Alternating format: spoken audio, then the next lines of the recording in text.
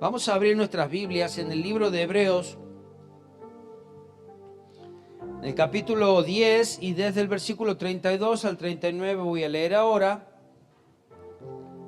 Allí el autor de los Hebreos estaba hablando a la iglesia por tiempos especiales y alentando a la iglesia por tiempos especiales por los cuales estaba pasando. Y dice a estos primeros versículos que voy a leer: pero traer a la memoria los días pasados en los cuales, después de haber sido iluminados, sostuviste gran combate de padecimientos.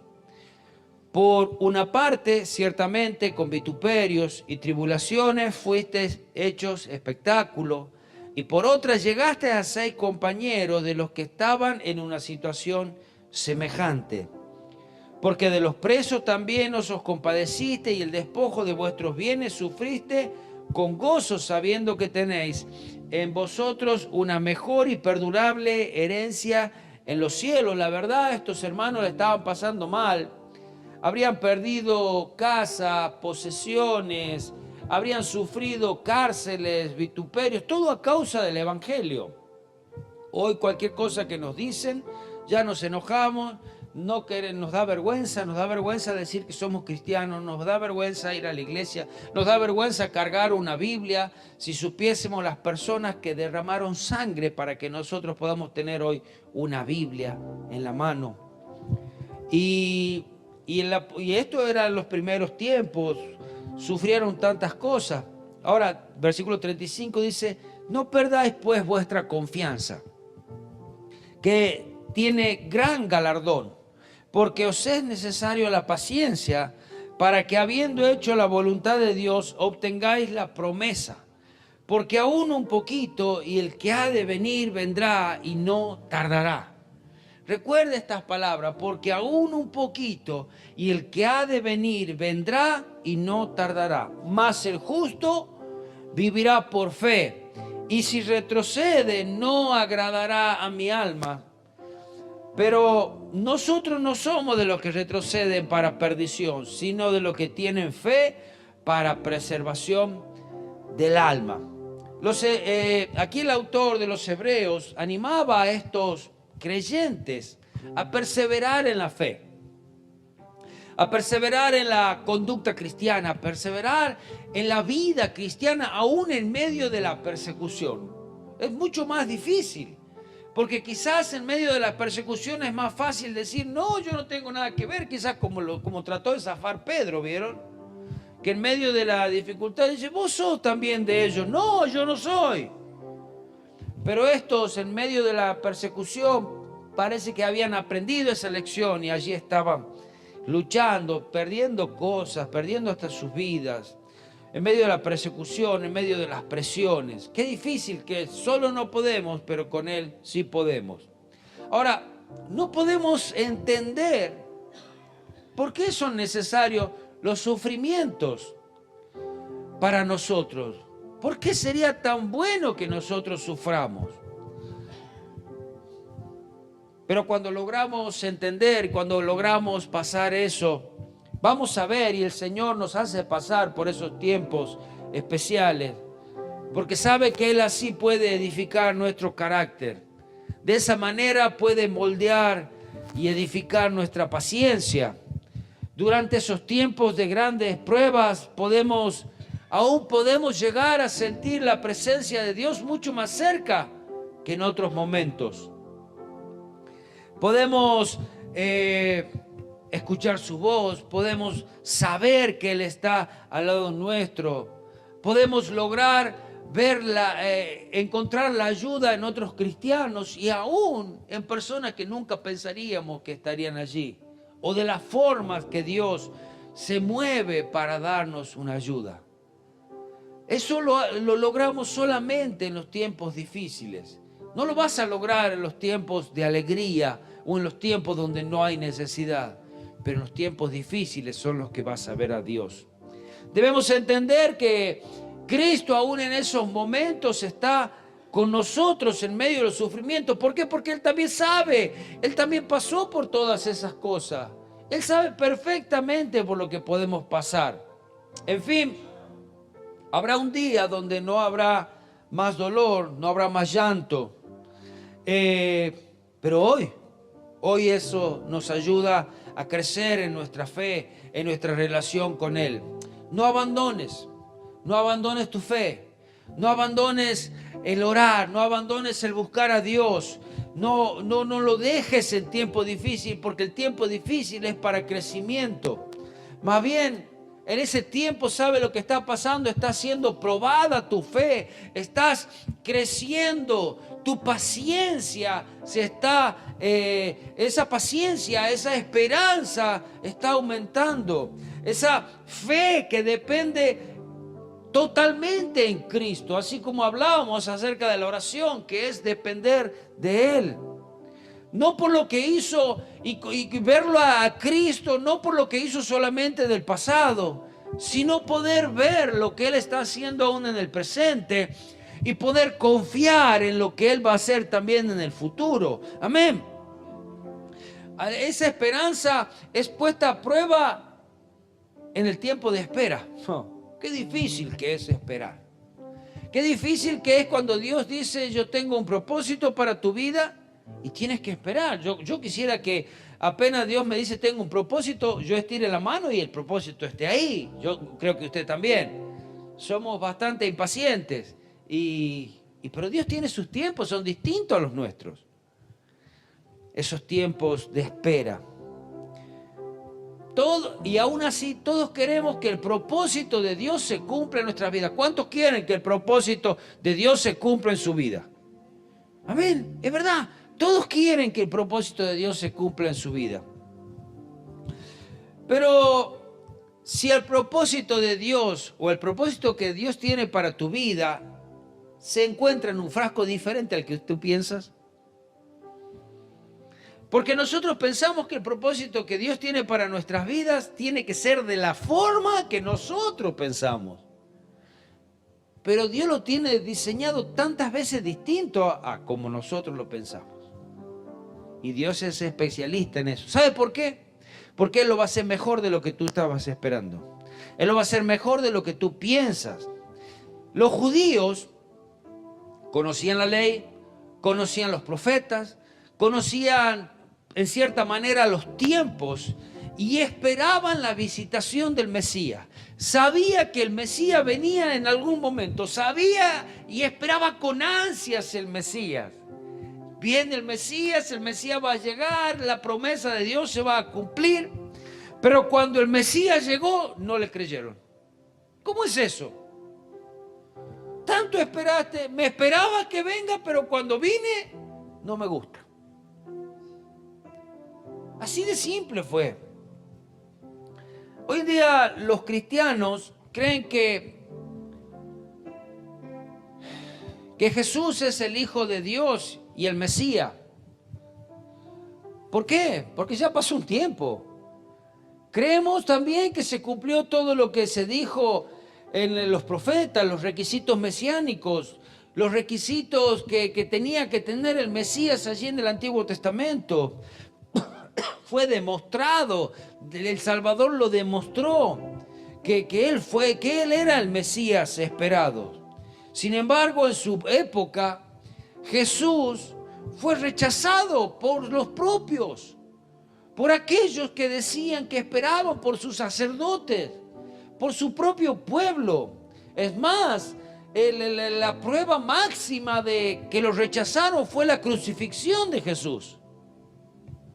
Fue el claro rechazo de los líderes judíos. Decían: no, este se hace Dios, este se cree Dios, él dice que él es Dios. Entonces lo crucificaron, habla blasfemia. Pero sí estaban esperando la salvación de Dios. Y cuando llegó dijeron: no puede venir en este envase. ¿Cómo va a venir de esta forma? Y a pesar de las manifestaciones, de las contundentes evidencias que el Señor trajo, que Jesucristo, los milagros que realizó, la sabiduría que demostró, las palabras que decía, cómo había una preocupación por Él, por los pobres, por los oprimidos, era tan importante también el testimonio de todos de los que decían: ¿y quién era el que te sanó? Decía uno: no sé. no sé quién era el que me sanó, pero lo único que te puedo decir es que antes no veía y ahora veo. Y muchos testimonios iban y glorificaban a Dios por lo que había hecho. Confirmaban que Jesús era el Mesías. Entonces, ¿cómo pudieron los líderes judíos ignorar quién era Él? ¿Cómo pudieron? ¿Qué pasó en sus corazones? ¿Qué los motivó a ese rechazo? ¿Sabe? Fue su ignorancia, fueron los prejuicios, fueron las ideas erróneas, fue la amenaza que ellos sintieron de su posición. Fueron tantas cosas que ellos le parecían iban a ser despojados de su gloria. Jesús se había presentado a ellos de una manera diferente a la que ellos pensaban. Ellos pensaban que Jesús venía como rey para conquistar todo, para destruir todo, levantar un nuevo reino. Y Jesús vino como siervo. Todas las estructuras que tenían ellos en sus cabezas se derrumbaron como un castillo de naipe. Todo se derrumbó. ¿Por qué? Jesús no vino como yo quise. Jesús no hizo lo que yo quise. ¿Jesús cumplió su propósito? Sí. ¿Pero lo hizo a tu manera? No, lo hizo a su manera. Y ese es el importante. ¿Qué es lo importante? ¿Mi voluntad o la voluntad de Él? Dice Mateo 20, 28, como el Hijo del Hombre no vino para ser servido, sino para servir y para dar su vida por rescate, el rescate por muchos. Amén. Pensaban, cuando vieron entrar a Jesús allí a Jerusalén, lo vieron sentado sobre un burrito, no sobre un gran caballo, demostrando fuerza, poder. No, humilde. Sentado en un burrito. Cuán peligroso es estar esperando lo que nosotros pensamos. Debemos vez tras vez analizar nuestros pensamientos y vez tras vez rendir nuestros pensamientos a su voluntad. Señor, ¿es lo que tú quieres? ¿Es lo que tú esperas? ¿Es lo que tú tienes para mí? Porque tantas veces, como digo, nosotros lo queremos en cierto frasco, pero el Señor viene en otro. Ahora, ¿cuántos de nosotros estamos dejando pasar el tiempo esperando el propósito de Dios cuando el propósito de Dios es ahora? Eso es peligroso.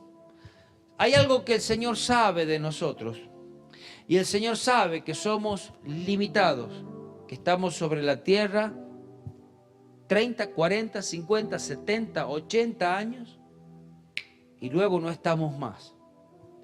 Y si el Señor te ha puesto en esta tierra es porque Él tiene un propósito con tu vida. ¿Cuánto tiempo vas a esperar el propósito de Dios? Ahora, ¿y si el propósito de Dios está sucediendo en tu vida y tú estás...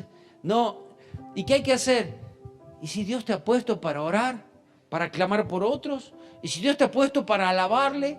¿Y si Dios te ha puesto para servirle en esta época? No, yo estoy esperando que el Señor me hable. Y ya te habló, ¿cuántas veces te va a hablar? Ya te habló, ya te dijo, ahora ¿qué estás esperando? Que hay que bombos, platillos, anuncios por los distintos canales de televisión. ¿Qué esperamos?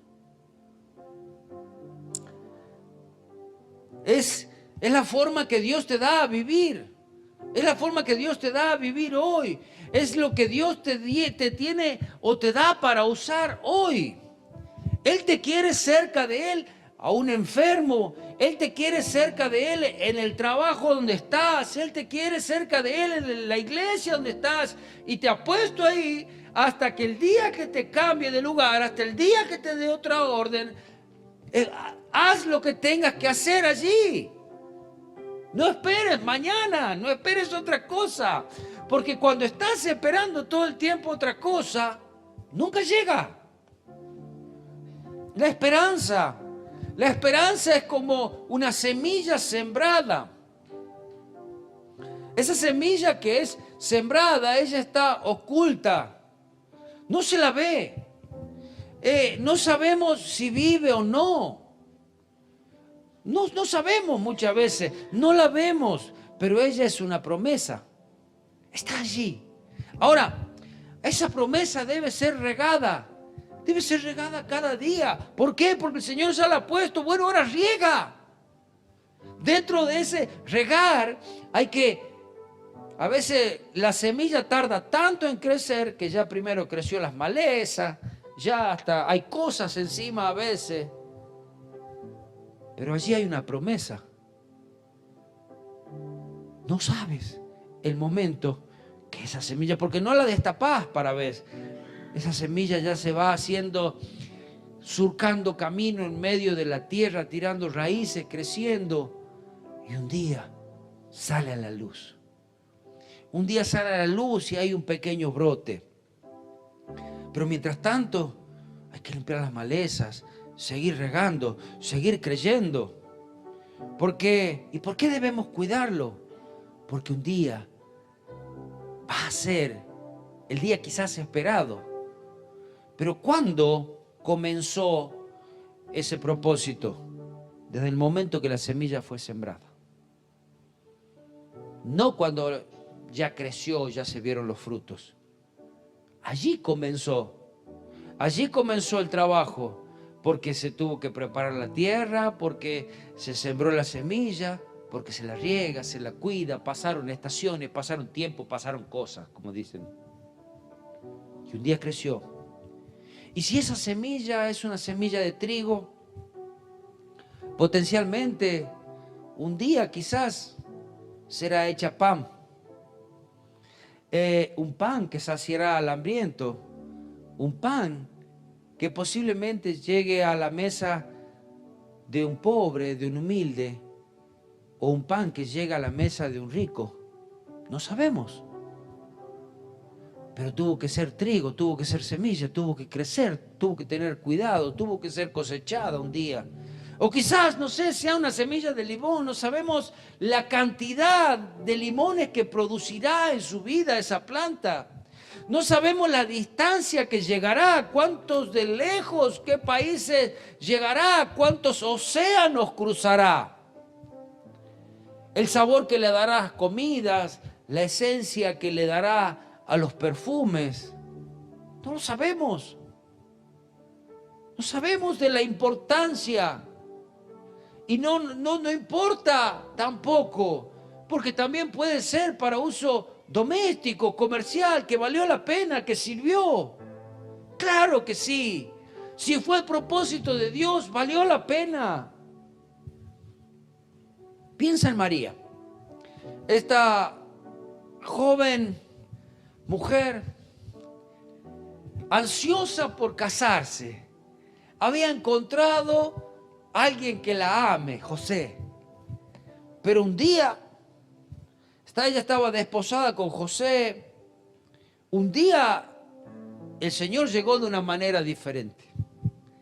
El propósito para su vida vino en un frasco diferente al que ella esperaba. Y vayamos a esa escritura.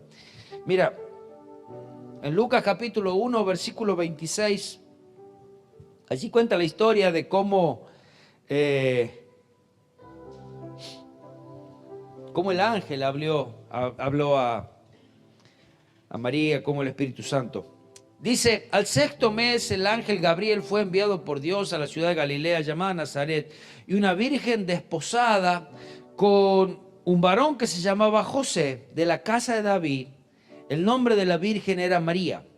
Y entrando el ángel donde ella estaba, dijo, salve muy favorecida, el Señor está contigo, bendita entre las mujeres. Hasta ahí, ¿qué sabía ella? ¿Qué está pasando acá? El Señor tenía un propósito con su vida. Esta mujer que era bendita, más ella cuando le dijo se turbó por sus palabras y pensaba, ¿qué salutación sería esta?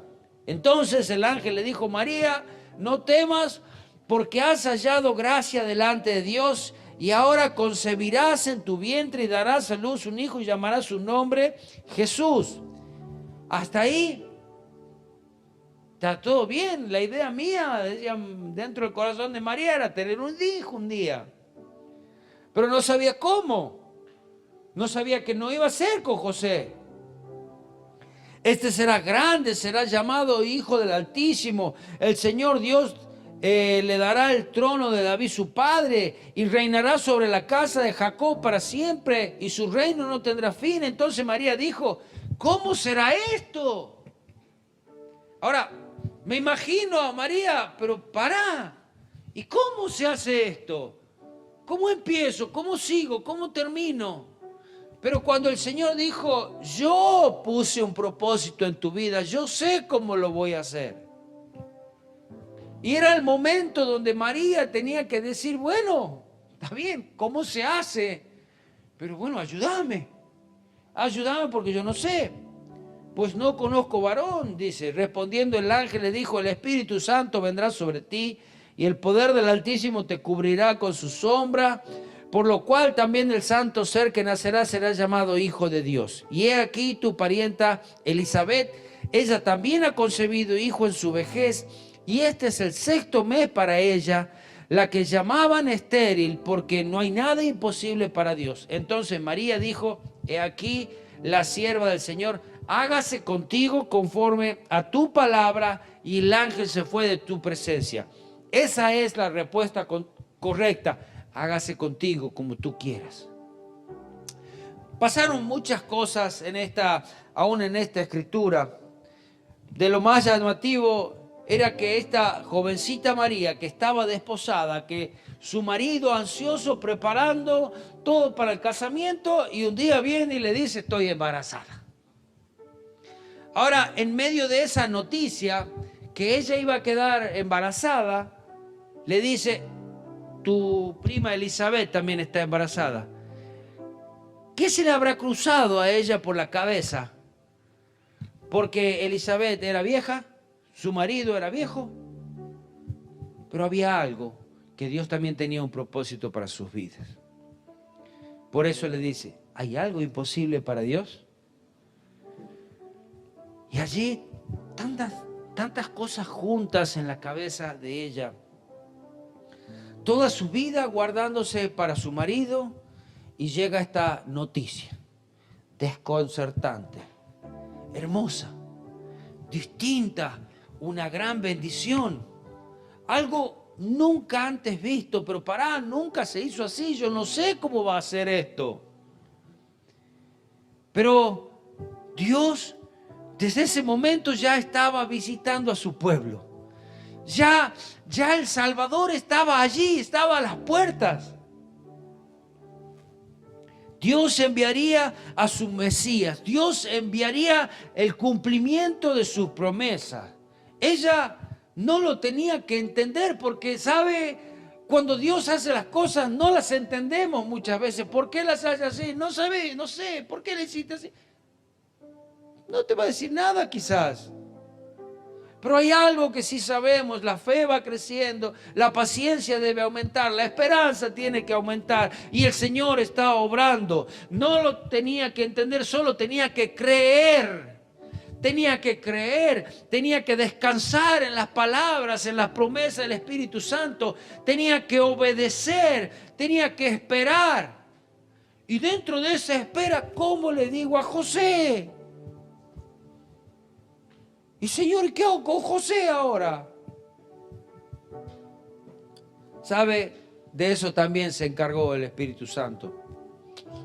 Mateo 1, 19 al 20 dice, José su marido, como era justo y no quería infamarla, quiso dejarla secretamente, ya se había enterado que estaba embarazada. Y allí José, ¿qué hago? ¿La dejo? Me voy. ¿Será verdad? ¿Será mentira? ¿Le creo lo que le pasó o no le creo lo que le pasó? ¿Qué hago? ¿A dónde me metí? Tantas que había, vengo a engancharme justo con María. La que parecía tan santa. Las cosas que habrá pensado José, pobrecito. Versículo 20 dice, y pensando él en esto, he aquí que el ángel del Señor le apareció en sueño y le dijo: José, hijo de David, no temas recibir a María tu mujer, porque lo que en ella es engendrado del Espíritu Santo es. Comenzó desde ese momento a quedar tranquilo, a saber que lo que venía era el propósito de Dios, y a obedecer junto con ella. El Espíritu Santo hablaba a ella y a él, se movían y obedecían, y Dios guardó la promesa por medio de ellos. ¿Sabes? Dios iba a marcar cada cosa de lo que ellos iban a hacer en su futuro. Si ellos hubiesen sabido que iban a tener que ir a otro lugar, si ellos hubiesen sabido que la manera de nacer de Jesús iba a ser en un establo. La promesa de Dios está por cumplir en mí, María. No saben quién va a nacer de mí. Jesús, el Salvador. Ábranse los caminos, porque aquí viene María. Yo estoy embarazada y voy a tener un bebé. Voy a ir a tener el bebé en el mejor hospital de la época. Golpea la puerta. Aquí no hay lugar. En ningún lugar se encontró para ellos. No se encontró lugar para ellos. Y a donde fue, al establo. Pero yo, ¿y vos sabés quién soy yo? Sí, yo soy María y José. Bueno, sí, estoy por tener un bebé. Mirá, lo único que tengo es el establo ese. Si quieren, si el mesonero hubiese sabido quién era, quizás le daba su casa, quizás. No lo sabía. Señor, ¿por qué lo haces tan misterioso, parece, o secreto? Lo que tú haces no se lo puede comprender tantas veces. Y sí, lo que Él hace no se lo puede comprender tantas veces. Solamente hay que obedecer. Tuvieron que venir de otros lugares para adorar. ¿Por qué? Porque vieron una estrella, porque entendieron los tiempos, comprendieron la promesa y adoraron al Hijo de Dios. El mesonero que estaba allí no entendía nada. Las promesas de Dios se cumplen como Él quiere, no como nosotros queremos. Vienen en frascos diferentes a lo que nosotros pensamos. Y esa pregunta que te aseguro que casi siempre nos vamos a hacer: ¿cómo será esto? ¿Cómo será esto? Señor, ¿cómo lo voy a hacer? Señor, yo no sé, yo no sirvo, yo no estoy preparado. Señor, yo no tengo el conocimiento, no tengo los recursos, no tengo las fuerzas. ¿Pero quieres hacerlo? ¿Quieres cumplir su voluntad? ¿Quieres obedecer? Eso es lo que necesita Dios de ti. Bueno, sí. María allí quedó dispuesta: Señor, haz conmigo como tú quieras. José, está bien, yo voy a ir, yo voy a estar, yo la voy a acompañar. Las cosas no son como yo pensaba, habrá dicho José. Pero Señor, que sea hecha tu voluntad. ¿Cómo será esto? ¿Sabes qué? Su vida nunca volvió a ser como la habían planeado. Nunca volvió a ser como la habían planeado. Imagínate, Elizabeth, la que quedó embarazada un poquito antes de María. La viejita Elizabeth. Señor, en la vejez me das un hijo para que muera a los 30 años. En la vejez me das un hijo para que ande predicando en el desierto, diciendo arrepentidos. Nadie lo quería escuchar. Para que ande comiendo miel silvestre, vestido con pieles. Señor, ¿ese era el propósito por el cual me diste un hijo? ¿Para que muera ahora porque dijo la verdad? ¿En serio, Señor? ¿Para eso me diste un hijo? ¿Para que 30 años nomás lo pueda disfrutar y lo pierda? Pero eso era el propósito de Dios. La Biblia dice que no hubo profeta mayor que Juan. Claro que había algo importante en él. Claro que había alguien que era importante, y ese era Juan, profeta.